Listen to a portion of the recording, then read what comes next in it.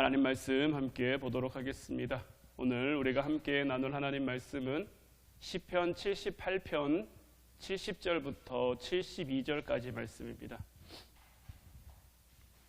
시편 78편 70절부터 72절까지 말씀, 우리 다 같이 한 목소리로 말씀 함께 보도록 하겠습니다.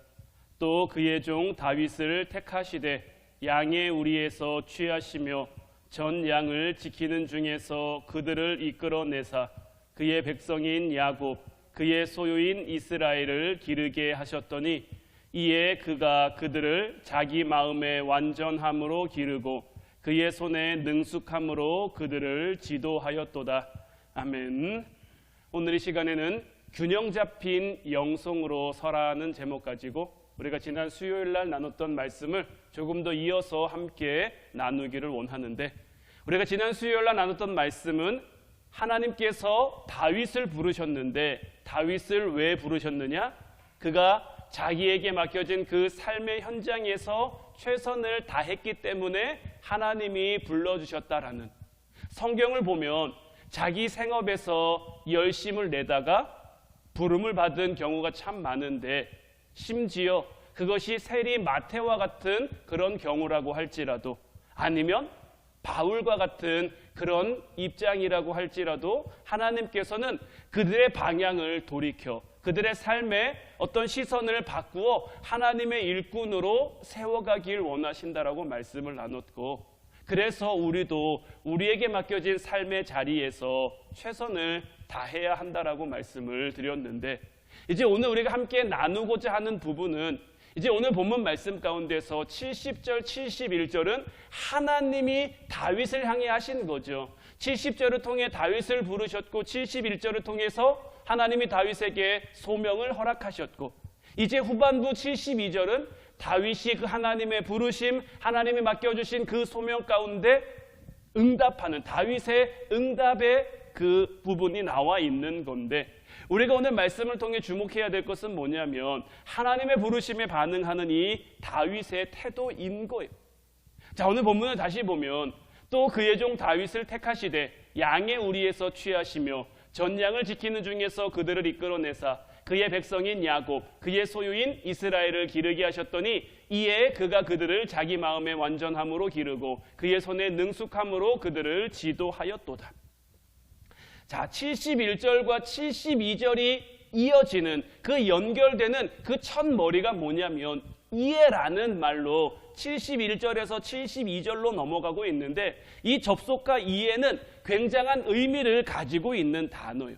이 이에가 무엇을 의미하냐면, 우리가 이미 말씀을 나눴던 것처럼 오늘 말씀의 전반부는 하나님이 하시는 거죠. 하나님이 부르시는 거고 하나님이 허락하시는 거고, 하나님이 뽑으셨고 하나님이 사명을 주셨어요. 그러면 그 후반부에 나오는 것은 뭡니까? 부르심을 받은 그 하나님 사람들의 반응인 거죠.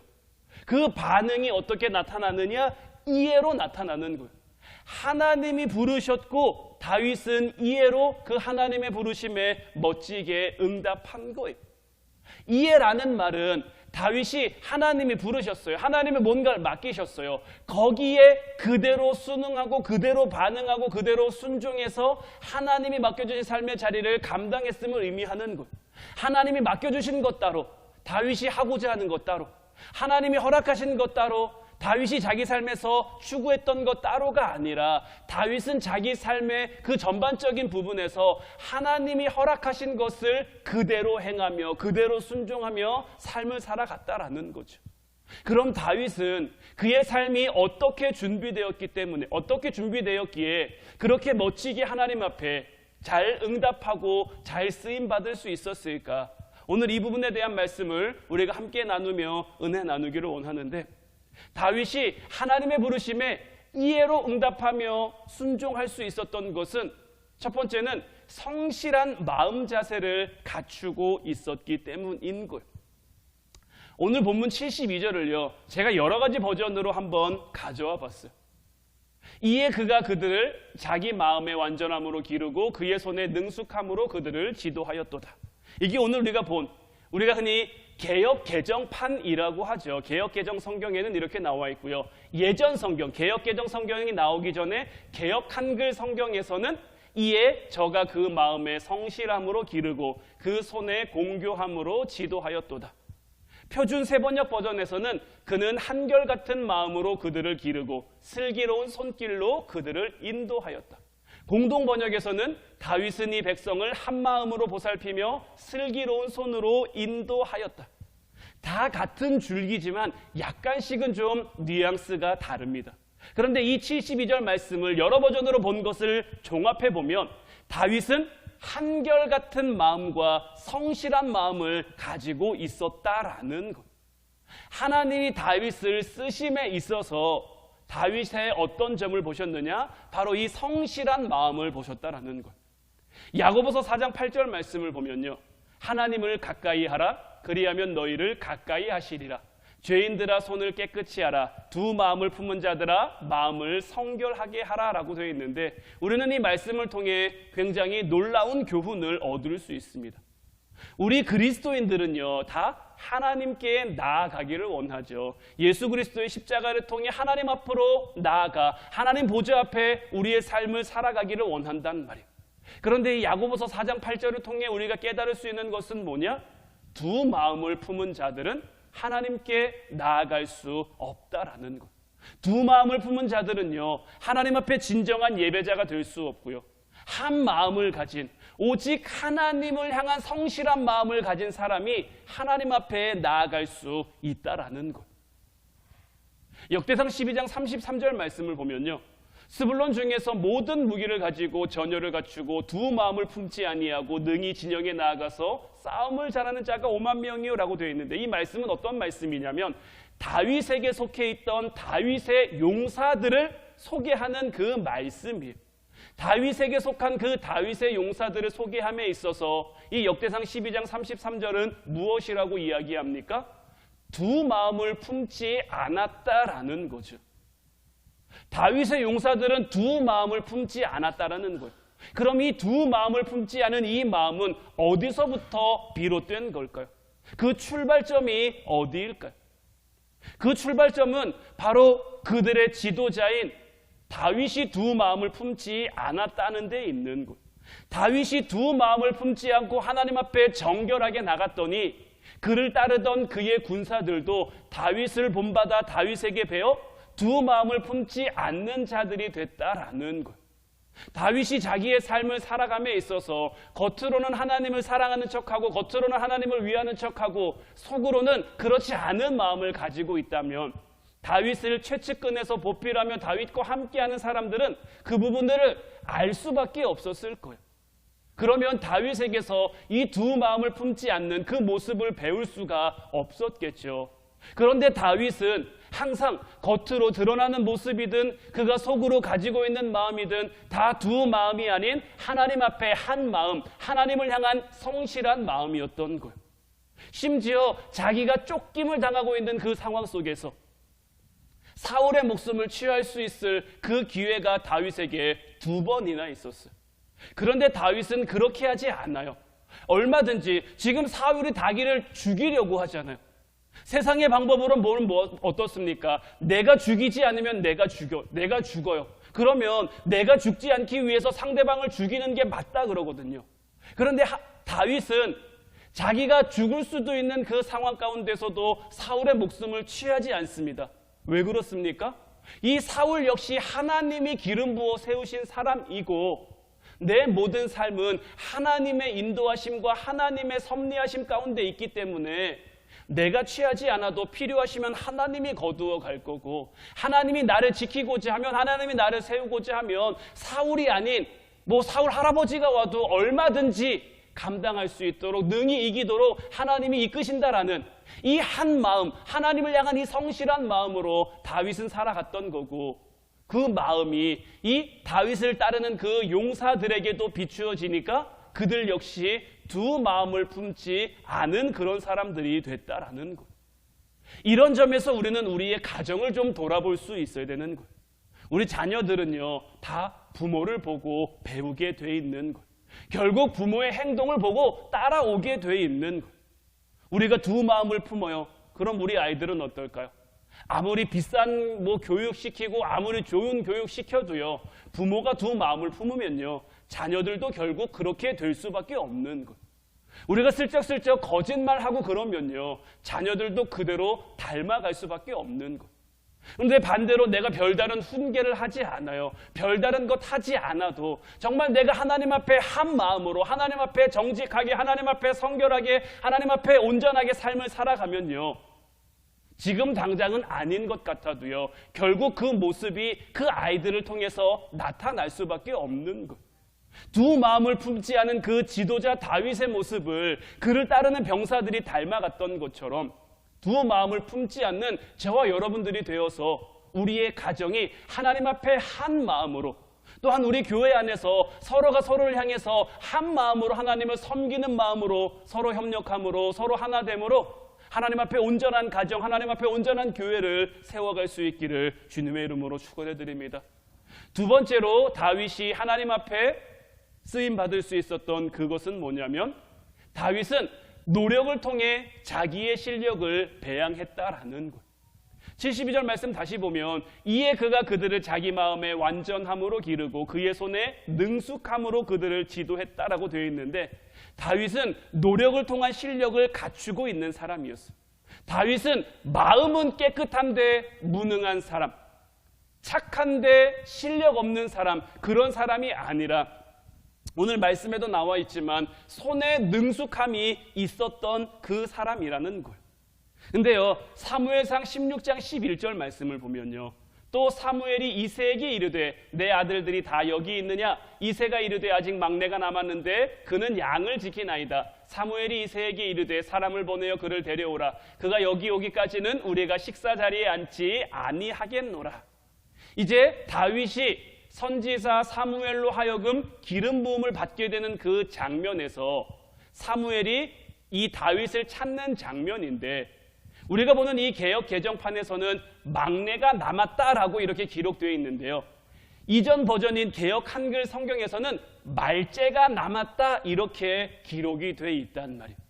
이 다윗을 8 아들 가운데 말째라고 표현을 하는데, 이 히브리어 말째는 막내 아들이란 뜻으로 해석할 수도 있지만 좀 모자란 아이, 좀 부족한 아이, 좀 빠지는 아이, 이렇게도 우리가 해석할 수 있는 것.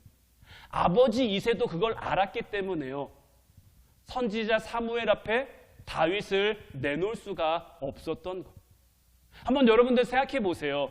이스라엘에서 선지자 사무엘이 가지고 있는 그 영향력이 어떨까요? 우리나라 대통령 저리 가라 할 만큼 그 시대 가운데 선지자 사무엘이 가지고 있는 그 영향력이 엄청났는데, 그 사무엘이 이새의 집에 방문하겠다고 했단 말이에요. 사무엘이 이새의 집으로 온대요. 아들들을 보러 온대요. 그러면 이새는 어떻게 해야 될까요? 아마 자기 아들들뿐만 아니고요, 온 친척들, 온 가족들, 온 형제들 다 불러가지고 사무엘을 맞이하려고 할걸요. 어떻게 해서든지 내 아들 중에 사무엘 좀 좋게 보는 좋게 보는 아들이 있어서 그 선지자로 하여금 좀 축복받기를 원하고 은혜 받기를 원하는 그런 마음이 부모라면 마땅히 있을 것이기 때문에 모든 아들을 다 잘 준비시켜서 사무엘 선지자 앞에 내세우는 게 당연한 건데, 다윗은 그 자리에 끼지 못하는 거예요. 그러니까 아버지 이새가 보기에도 다윗은 떳떳하게 내놓을 만한 그런 아들이 아니었던 거죠. 조금은 부족하고 조금은 모자라고 조금은 빠지는 그런 아이가 다윗이었던 거예요. 그런데 이 아이가, 그럼 이 빠지는 아이, 모자란 아이가 나중에 어떻게 그 거인장수 골리앗을 무찔러 나라의 위기를 이겨낼 수 있었을까요? 다른 데 있는 게 아닙니다. 72절 말씀에 나오는 것처럼 그의 손에 능숙함이 있었기 때문이에요. 그러면 그의 손에 능숙함은 어떻게 만들어진 걸까요? 하루아침에 이루어진 게 아닙니다. 다윗이 골리앗과 맞서 싸우러 나가면서도 이야기하죠. 나는 내 삶의 현장에서 내게 맡겨진 양을 지키기 위해 늘 뭐합니까? 물맷돌을 던지는 거예요. 물맷돌을 연습하는 거예요. 양들을 지키기 위해, 자기를 지키기 위해. 이 물맷돌이 않으면 사나운 맹수로부터, 사나운 짐승들로부터 자기의 생명도 양들의 생명도 보호할 수가 없는 거죠. 그러니까 다윗은 자기 삶의 그 자리에서 수없이 물맷돌을 던지고 또 던지고 또 던짐으로 물맷돌을 향한 그의 손에 능숙함이 생긴 거예요. 그의 손에 능숙함을 하나님이 들어 사용하신 거고, 골리앗을 이김에 있어서 그곳에 있던 수많은 군인들 가운데 아무도 감히 골리앗 앞에 나가지 못했어요. 심지어는 하나님의 기름 부음 받은 사울 왕도 그 앞에 나가지 못했어요. 그런데 다윗이 나간단 말이에요. 나감에 있어서 뭐 가지고 나갑니까? 처음에는 사울이요, 자기가 입고 있었던 칼도 주고요, 갑옷도 주고 다 줘요. 그런데 어른 사울이 입고 있던 것을 소년 다윗이 입기에는 너무 크고 불편한 거죠. 저는 제가 하던 대로 하겠습니다. 그래서 물맷돌 5개 들고 가서 골리앗과 맞서 싸워 이기는 거잖아요. 우리 예수님 믿는 사람들에게는요, 늘 마음의 성실함이 있어야 돼요. 하나님은 화려한 것을 원하시는 것이 아니라 우리가 뭐 크든 작든 많든 적든 우리가 보기에 크고 작은 거고 우리가 보기에 많고 적은 거지, 하나님 앞에서는 사실 다 크게 의미가 없는 거예요. 그죠? 근데 하나님께서는 자기에게 맡겨진 일에 노력하고 최선을 다하고 성실한 이 다윗 같은 인물을 들어 사용하신다라는 거예요. 그러니 이제 우리도 어떻게 해야겠습니까? 우리에게 맡겨진 삶의 자리에서 때로는 나는 왜 이런 일을 해야 되지? 왜 나한테는 이런 거가 맡겨졌지? 왜 나는 이런 거밖에 안 되지? 이럴 것이 아니라 그저 내게 주어진 삶의 자리에서 그것이 큰 것이든 작은 것이든 그것이 많은 것이든 적은 것이든 성실하게 감당하고 성실하게 수행할 때 5달란트 받은 사람과 2달란트 받은 사람, 지난 시간에도 말씀 나눴습니다마는 그들이 많은 것을 남겼기 때문이 아니라 그에게 주어진 것을 가지고 성실하게 임했기 때문에, 반대로 1달란트 받았던 사람이 책망받은 이유는 1달란트를 가지고 아무것도 남기지 못했기 때문이 아니라 그 1달란트를 가지고 아무것도 하지 않은 거예요. 땅에 묻어두고 그냥 아무것도 하지 않은 거예요. 몇 번 여러분들에게 말씀드렸습니다마는 그들이 달란트를 가지고 성실히 뭔가를 하다 달란트를 잃었어요. 5달란트 받은 사람이 열심히 하려고 했는데, 열심히 해보고자 했는데 5달란트를 다 잃었어요. 그러면 주인이 와가지고 이 악하고 무익한 종아, 이 나쁜 종아, 이렇게 하셨을까요? 아니란 말이에요. 하나님께서는 우리를 통해 우리가 뭔가를 이루어내기를 바라시는 것이 아니라 완성은 하나님이 하시는 거예요. 우리는 시도하고 도전하고 하나님 말씀에 순종해서 나아가는 거예요. 그러면 완성은 하나님이 우리에게 해주시는 거예요. 그러니 우리는 우리에게 맡겨진 달란트가 5달란트든 2달란트든 1달란트든 1달란트도 채 되지 않는 뭐 반의 달란트, 반의 반 달란트라고 할지라도 그 맡겨진 삶의 자리에 충성하고 순종하고 성실히 살아가면 하나님께서 우리를 통해 하나님의 일을 감당케 하신다라는 거예요. 이제 하나님 앞에 늘 성실한 삶을 살아갈 수 있는, 노력을 통해 여러분들에게 맡겨진 삶의 자리를 살아갈 수 있는 저와 여러분들 모두가 될 수 있기를 주님의 이름으로 축원해 드립니다. 마지막 3번째는 치우치지 않는 균형 감각이. 자, 우리가 지금 첫 번째 봤던 것은 마음의 완전함이죠. 하나님 말씀에 그대로 순종할 수 있는, 이것도 귀한 거고요. 손의 능숙함, 2번째로 봤던 손의 능숙함, 이것도 역시 굉장히 귀한 겁니다. 이 2가지 다 하나님이 우리를 쓰심에 있어서 굉장히 중요한 요건인데, 그러나 다윗이 다윗 될 수 있었던 가장 큰 이유는 뭐냐면 이 첫 번째와 2번째 사이에 어느 쪽으로도 치우치지 않는 그 균형 감각이 있었다라는 거예요. 여호수아 23장 6절 말씀을 보면요, 그러므로 너희는 크게 힘써 모세의 율법책에 기록된 것을 다 지켜 행하라. 그것을 떠나 우로나 좌로나 치우치지 말라라고 했는데, 예수님은 우리에게 비둘기같이 순결하라고 가르치시면서 또 예수님은 우리에게 뭐라고 가르치시냐면 뱀같이 지혜로우라고도 가르치시는 거예요. 예수님을 믿는 사람들이 이 세상 가운데 비둘기처럼 온유하고 순결하게만 살아가는 것이 아니라, 그렇게 삶으로 무능한 삶을 살아가는 것이 아니라 뱀처럼 지혜로운 그 삶을 살아감으로 우리의 삶의 균형을 갖춰야 되는 거예요. 우리가 주일날 드리는 예배, 저도 이제 우리가 주일날 예배를 어떻게 드려야 되나, 어떤 형식을 가지고 드려야 되나를 가지고 참 많이 고민합니다. 왜냐하면 우리나라에는요, 전통적으로 이어져 내려온 그 예배의 방식과 예배의 형식이라는 게 있죠. 그래서 우리 교회도 뭐 처음에 뭐 조용한 기도를 하고 뭐 송영을 부르고 뭐 교동문을 낭독하고 사도신경을 하고 뭐 찬양을 부르고 이런 어떤 예전의 그런 순서에 따라서 우리가 예배를 드리는데, 이런 어떤 예배 형식, 이런 예전에 따른 그런 예배를 드리다 보면 때로는 너무 형식적인 예배로 우리의 삶에 비춰질 때가 있단 말이에요. 그냥 의뢰 이거 다음에는 이거 하고 이거 다음에는 이거 하고, 사도신경 늘 외우니까, 주기도문 늘 외우니까 사도신경을 외우면서 주기도문을 외우면서 내가 지금 뭘 기도하고 있는지, 이 사도신경이 어떤 의미를 가지고 있는지, 주기도문이 어떤 내용을 담고 있는지 그런 것에 대한 은혜는 없고 그냥 하니까 하던 거니까 의뢰, 그냥 이런 형식적인 예배로 자칫 잘못하면 빠질 수 있기 때문에 언제나 우리가 좀 하나님 앞에 은혜로운 예배를 드리기 위해 뭐 예배에도 디자인이 필요하다고 요즘 이야기하시는 분들이 참 많거든요. 그래서 저도 이런 예배에 대한 고민을 하다 보면 저는 우리 화운교회가 오랜 기독교 역사로 내려온 그 형식을 무시하는 교회가 되고 싶지는 않아요. 하지만 이런 형식을 지키느라 우리의 마음이 담기지 않는 그런 예배를 드리게 된다? 이거는 더더욱 원하지 않는 거죠. 그래서 이 두 가지 사이에, 하나님 앞에 온전한 그 예배와 하나님 앞에 어떤 이 형식과 그 둘 사이에 적절한 균형을 잡아가는 것이 굉장히 중요한데, 왜냐하면 하나님께서는 우리에게 어떤 절차를 요구하시는 게 아니라 우리 마음을 원하신단 말이에요. 우리는 늘 살아계신 하나님을 만나는 예배를 드릴 수 있어야 되는 거예요. 여러분들 예배 나오면서 어떤 마음으로 나오십니까? 예배는요, 하나님을 만나러 오는 거잖아요. 하나님을 만남, 하나님을 향한 그 기대감과 설레임이 여러분들에게는 있으십니까? 예전에 여러분들 연애하실 때, 이렇게 할 때, 남자친구, 여자친구 이렇게 연애하는 사람을 만나러 갈 때의 그 설레는 그 마음, 설레던 감정, 기억하시죠?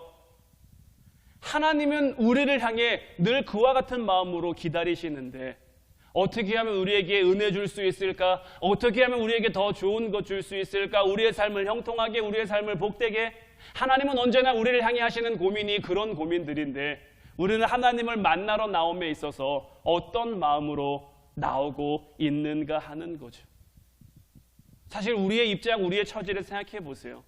나 같은 죄인인데, 우리가 찬양으로 고백하는 것처럼 나 같은 죄인 살리신 그 은혜 고맙고 놀라운 건데, 이런 우리가 감히 하나님 앞에 영광 돌릴 수 있도록 예배의 자리를 허락해 주신 것도 사실 우리에게 가슴 떨리는 일이 되어야 하고, 그 하나님께서 오늘을 살아가는 우리에게, 매일매일 새로운 하루하루를 시작하는 우리에게 새 힘과 새 능력과 새 소망을 공급해 주시는 것, 이것을 기대하는 것도 놀라운 일인데, 우리는 이런 기대감을 가지고 우리에게 허락된 이 예배의 자리에 참여하고 있는가 하는 거죠.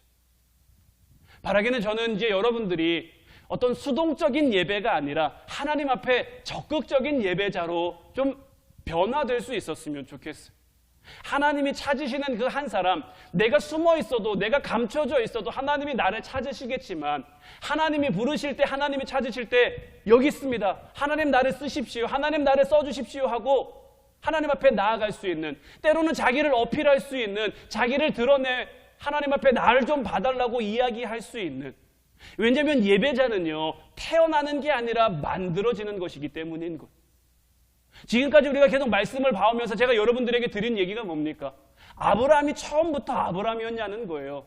노아가 처음부터 노아인 거 아닌 것처럼, 베드로가 처음부터 베드로 아닌 것처럼, 하나님의 일꾼, 하나님의 사람들은 그렇게 태어나는 것이 아니라 만들어지는 거예요. 지금 우리의 처지가 어떻든, 지금 우리의 상황이 어떻든, 지금 여러분들 마태보다 더 악한 자리에 있지 않잖아요. 바울보다 더 악한 자리에 있지 않잖아요. 베드로보다 더 절박한 자리에 있지 않잖아요.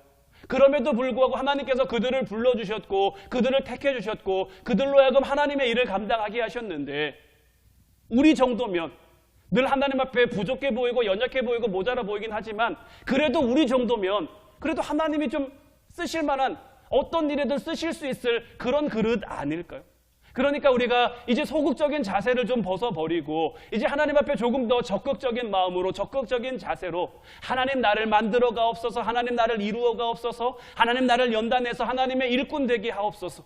그렇게 되기 위해, 좋은 예배자로 우리가 서기 위해 하나님 앞에 늘 훈련하고 늘 연단받고 신령과 진정으로 예배하기 위해 우리의 마음을 담아서 늘 훈련하고 하나님 앞에 나아가다 보면 우리도 베드로가 처음부터 베드로가 아니고 때로는 실수하고 때로는 넘어지고 때로는 흠도 많지만 그래도 예수님께서 그를 통해 교회를 세우신 것처럼 우리도 지금은 부족하고 지금은 연약하고 지금은 모자라지만 우리도 하루하루의 삶을 통해서 주님이 우리를 만들어가고 또 만들어가고 또 만들어가면 우리가 점점 더 나은 예배자가 되어 정말 하나님이 찾으시는 이 시대의 가운데 우리를 들어 사용할 만한 그런 일꾼이 우리가 될 수 있지 않겠냐라는 거죠. 이제 이 예배의 기쁨을 온전히 누릴 수 있는 여러분들 되시기를 주님의 이름으로 축원해 드립니다.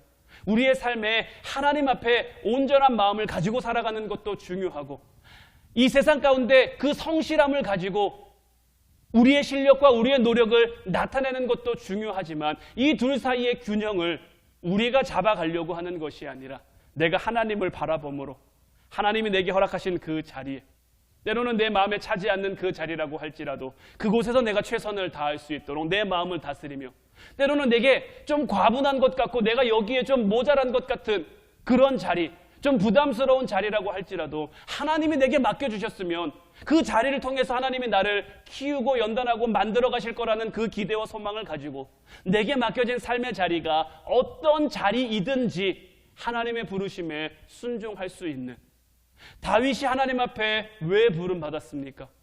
다윗은 하나님이 말씀하신 것을 이에 그대로 순종하며 행했기 때문이라는 것을 이제 잊지 않는 저와 여러분들 되어서 이제 무엇보다 균형 잡힌 예배자로 주님 앞에 서며 하나님께 영광 돌리는 우리 한 사람 한 사람들이 될 수 있기를 주님의 이름으로 축원해 드립니다. 이제 우리 같이 찬양하고 기도하기를 원하는데 오늘 이 시간에는 찬송가 슬픈 마음 있는 사람을 함께 고백했으면 좋겠어.